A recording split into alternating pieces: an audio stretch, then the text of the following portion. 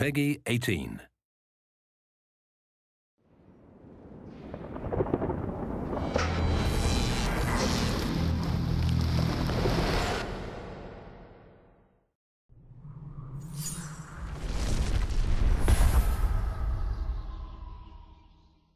Dating all the way back to the very first Mortal Kombat, I actually worked in an arcade at the time. I remember coming into work and hearing the sound of people going, oh, ah, you know, making these loud screams and yells and cheers because they were seeing something they had never seen before. The reason fatalities appeal to so many people is these brutal, over-the-top things that, you know, most people never even want to think of doing to someone they know, or even to someone that they don't know. Fatalities are awesome in that it's a perfect way to end a match. It's a good way to show that you dominated over your defeated opponent. It's a final punctuation mark that, okay, I just kicked your ass, and now I'm gonna humiliate you even more. What makes the fatalities awesome, I think, is the sense of humor to them.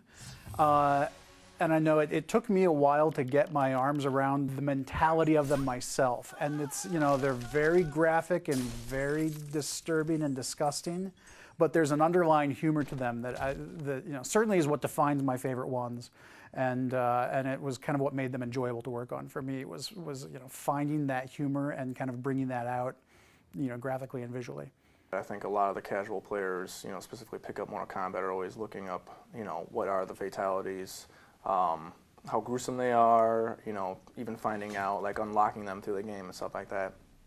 And I really think, you know, this game around, I think we really took it to a whole new level. Initially, we, you know, we try and come up with a brainstorming session, kind of get some ideas, or like think about stuff, and then we kind of all get together, me and the other designers, and go through, kind of bounce ideas off each other a little bit, and kind of formulate one really great idea out of all of us. And from there, we do a couple of practices, try to figure out the timing, things like that. We go in the studio, we shoot the actual motion. From there, we take the data, process it, get it into the computer, exaggerate it well beyond whatever we shot so that we get like this really great performance with all the gruesome, brutal things that people come to expect from Mortal Kombat.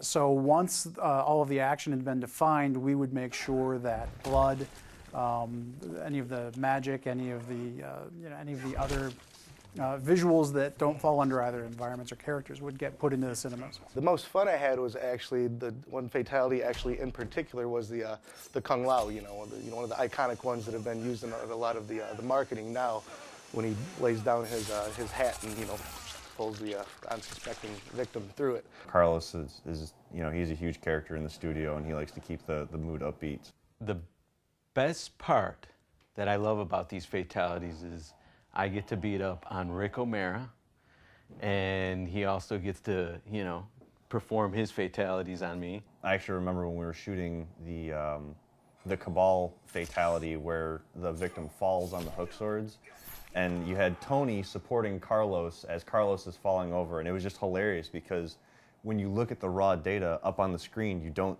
see Tony there, so it just, he fell and it looked so perfect. It was hilarious. Maybe about like the third or fourth take, we start getting into more or less of the vision of the actual fatality, and it starts getting amped up with, you know, all that emotional content where you're getting into, you know, like, I really need to stab these knives into these guys' clavicle so that way the lightning will strike. You know, when you're doing it the first or second time, you're like, oh, I really don't want to hurt, you know, the other actor. When the other actor gives you the cue, he's like, hey man, just let go and really like hit my clavs. Having somebody able to draw off of that, and Ed sitting there going, oh my God, that's what I want. I need that. And trying to draw off of that, all that emotional content, and trying to get the best performance.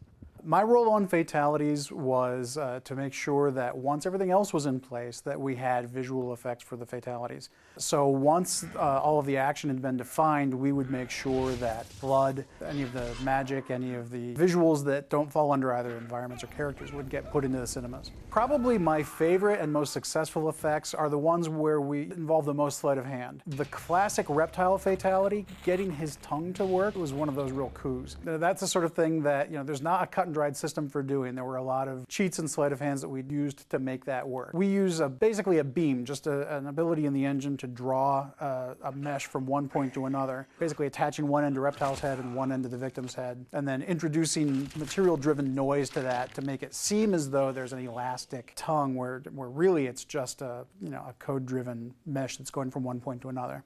Yeah, some of the key points that we really try to focus on is to make sure that every fatality fits into the same look and feel as the others. We don't want one or another to kind of feel different. Each character had approximately 18 points of dismemberment.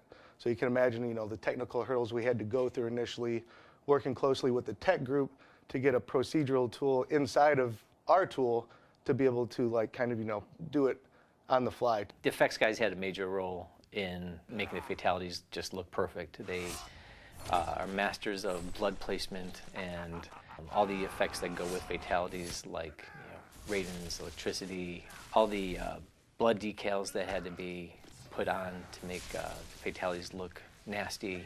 There's not just clean cuts anymore. There's bloody stumps wherever there's a sever point.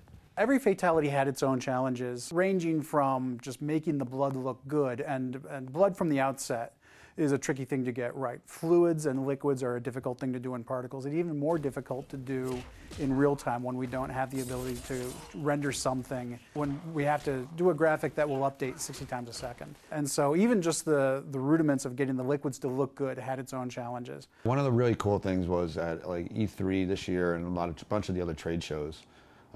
We got to see some of the stuff that we thought of and came up with, and we weren't sure how well it was going to translate. I thought it was cool, but then, during the demos we did, the first time we showed fatalities, we showed this trailer of a bunch of the fatalities together, and we had people standing up and clapping for moments of things that I came up with, like Sector's fatality, for instance, when all the missiles come out and blow up all the body parts, people just going nuts for that. A lot of people were cringing, and I think that's kind of maybe when we started, or going in the right direction here.